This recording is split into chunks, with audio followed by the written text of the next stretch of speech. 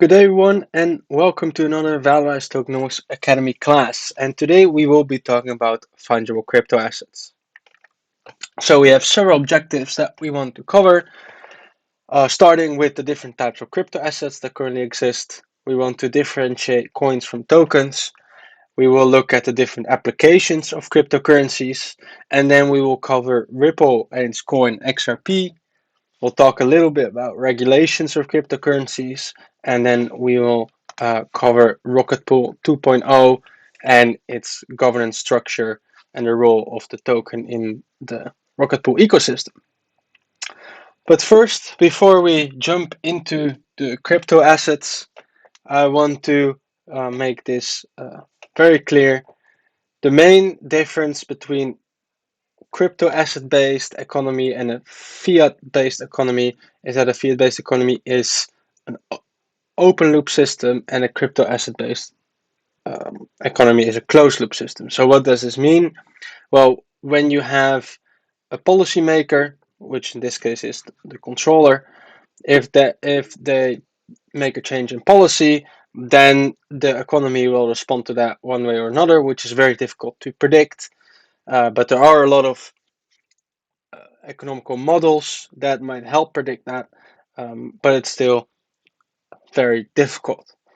Then, on the other hand, in a crypto asset based economy, when there is a change of policy in an ecosystem, then because it's relatively limited compared to, well, a whole country that has a certain fiat currency, or maybe the whole world that uses the, or a large part of the world that uses the US dollar, then that's of course more difficult. But when you have this limited ecosystem, which often is the case with crypto asset based economies, you have this feedback system. So it's very easy to predict, or actually very easy to understand the impact that it has on the ecosystem, as it automatically will have some feedback system that that you can observe and follow, which is of course the ecosystem of the crypto asset based economy.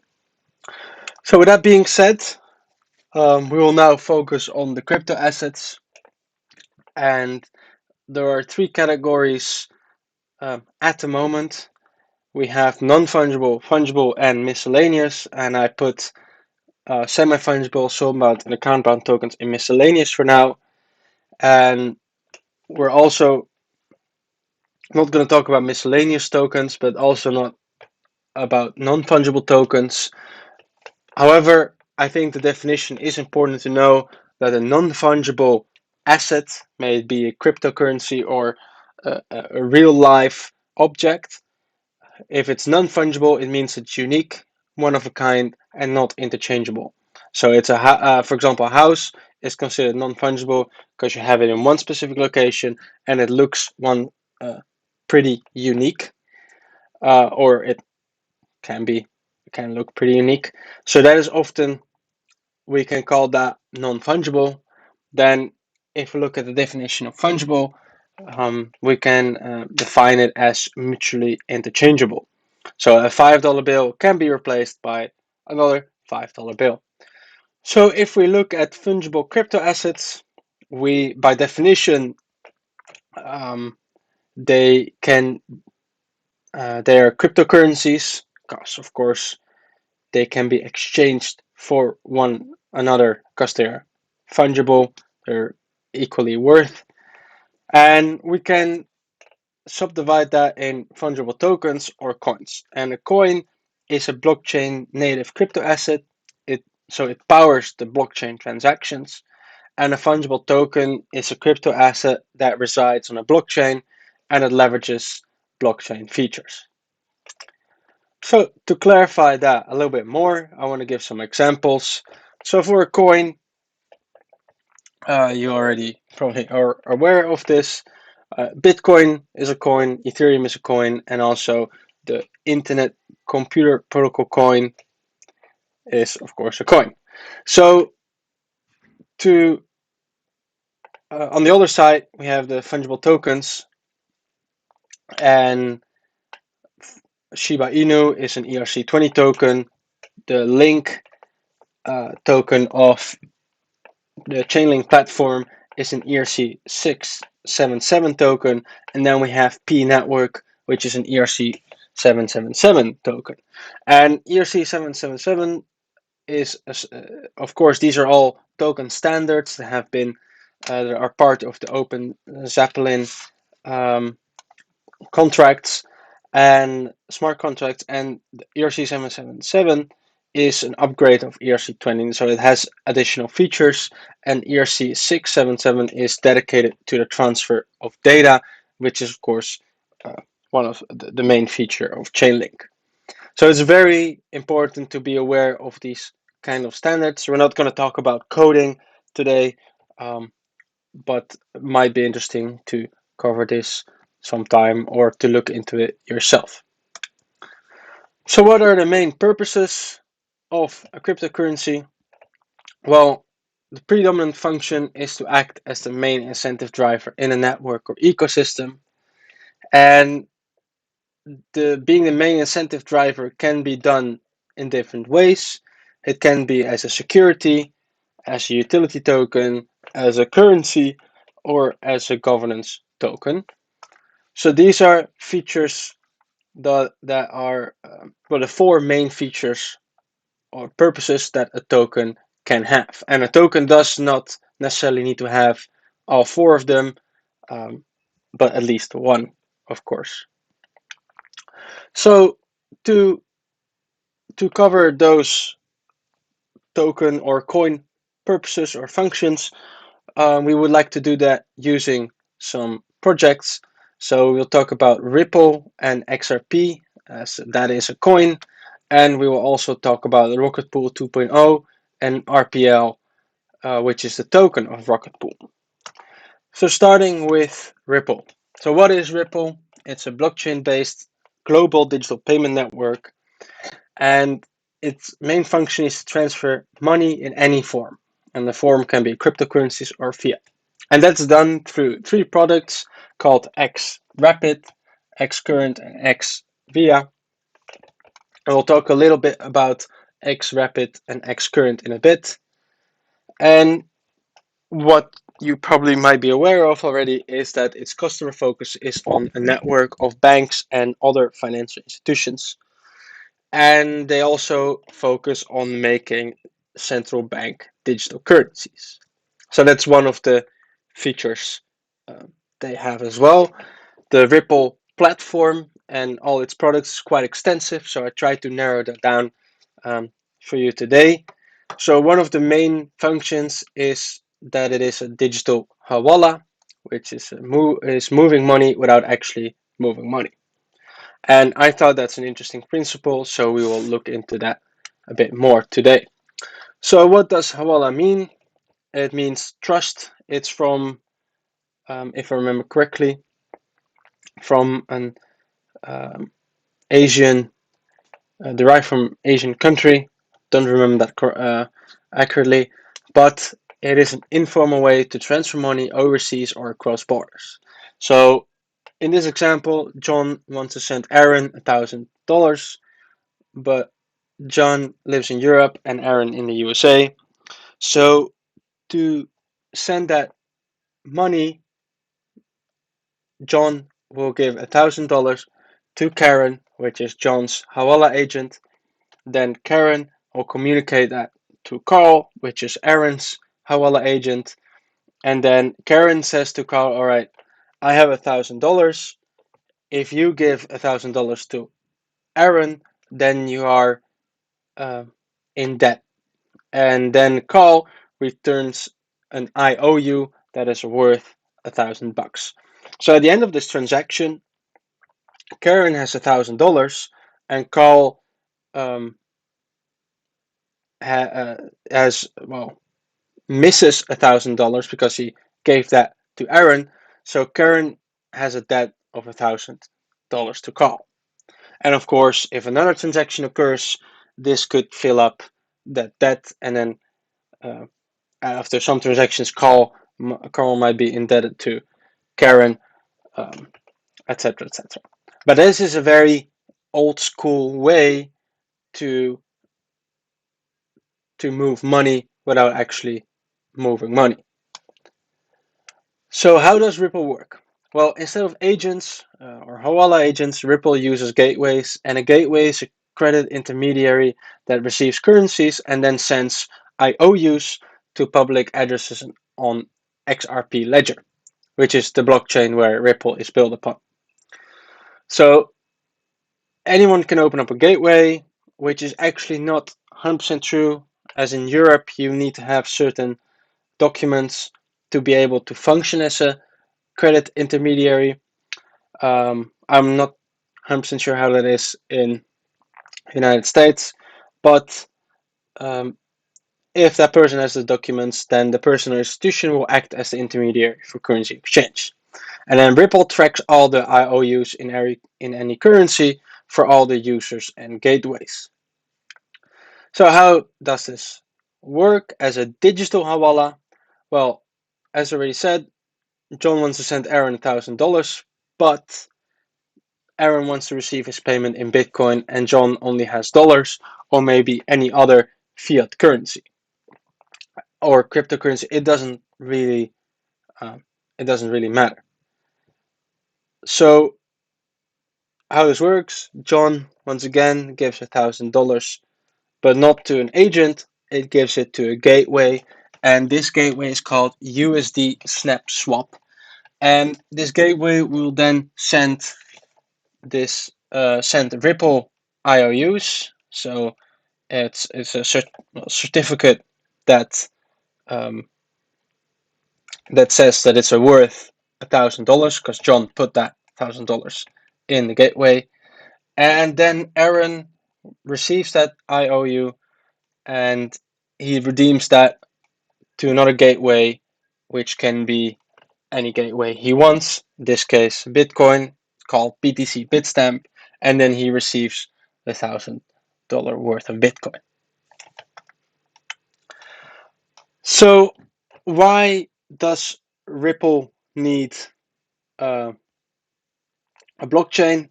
Well, the first important reason is to solve the double spending problem, because well, that's difficult, or that's a problem with digital currencies. So that's one problem solved, but the XRP Ledger is different. Is a different blockchain from any other blockchain that we discussed so far in the tokenomics classes, as it has the Ripple protocol consensus algorithm and it validates the balances and transactions.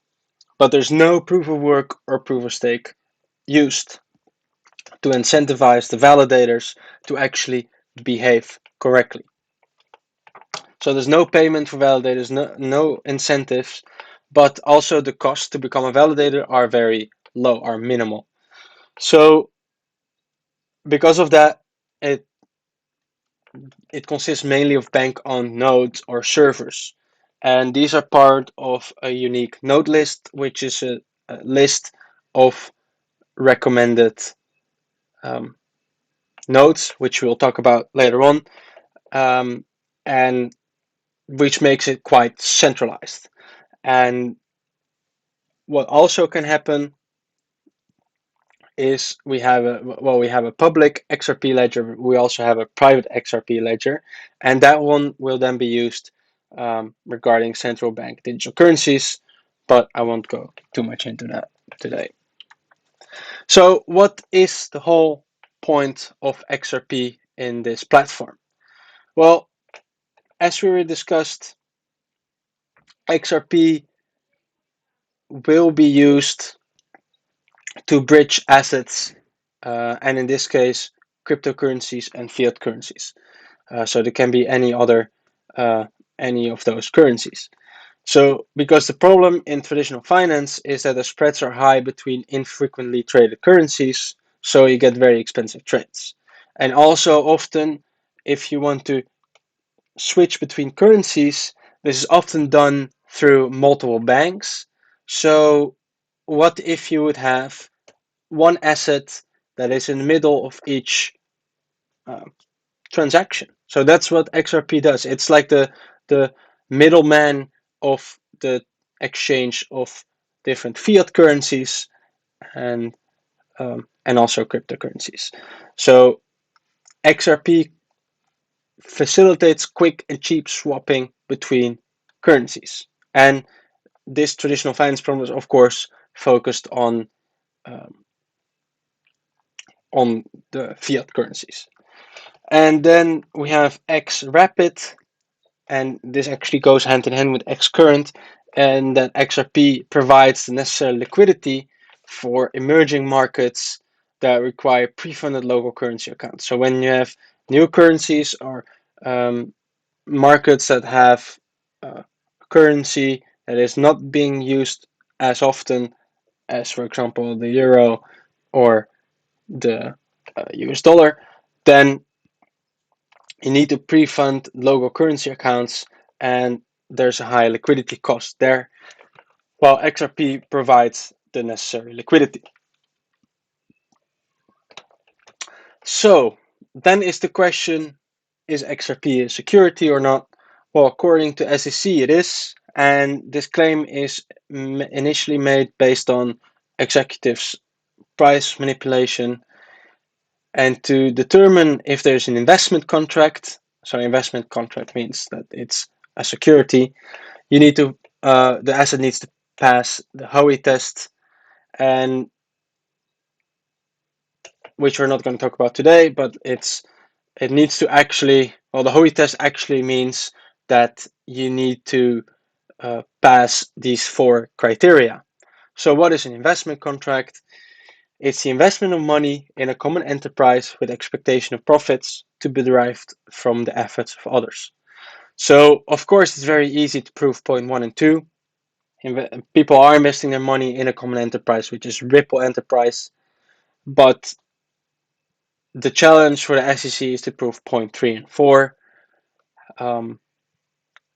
With the expectation of profits is, of course, a bit vague, but maybe point 4 might be a bit easier in the case of Ripple because of its centralized nature. So, for example, with the unique node list that I mentioned before, that is quite centralized. So they have a very managerial role. And if there's a managerial role, this is the efforts of the managers, of the project backers. So there is signs of that the expectation of profits is derived from the efforts of others. And also actions that support the price of digital assets, such as token burning, that also is included in or can be considered efforts of others. So, as I already said, XRP as utility can be used as a currency, as a bridging asset, providing liquidity for fiat currencies and cryptocurrencies. And it might be a security, well, that is still out there. But there is no decentralized governance structure, as already mentioned, high degree to ensure a high degree of consensus. Ripple publishes the unique node list, as already mentioned, and more about that is that only the members of the unique node list can vote on who can participate in reaching consensus. So, of course, to compensate for the lack of governance, I also want to talk about Rocket Pool because it's an interesting ecosystem, but also because it has a very interesting governance structure. But first, what is Rocket Pool? Well, it is taken as a service platform for ETH 2.0, also named as Casper, and the platform is powered by ETH and RPL, and we will talk about that relationship in the next slides. And RPL is an inflationary token, 5% inflation per year, that might cover every the rewards that are given in RPL for node providers, and also for governance, RPL is used as a reward, but we'll talk more about that later on.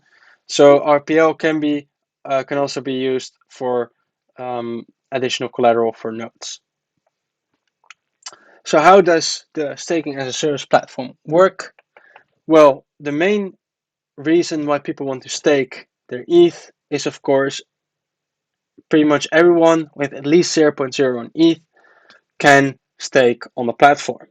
While if you want to be an independent Ethereum network validator, you need to stake 32 ETH to become a validator. At least 32. If you put in more, you can have more voting power, but 32 ETH is already quite a lot.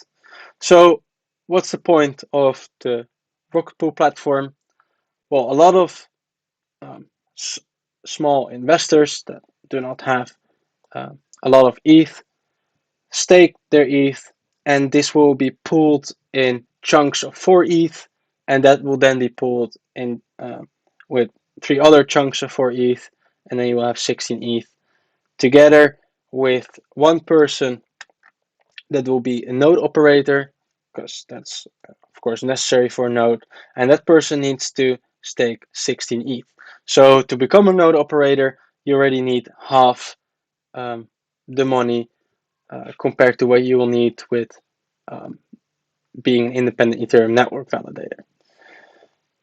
So why is this interesting as a node operator to actually stake with Rocket Pool?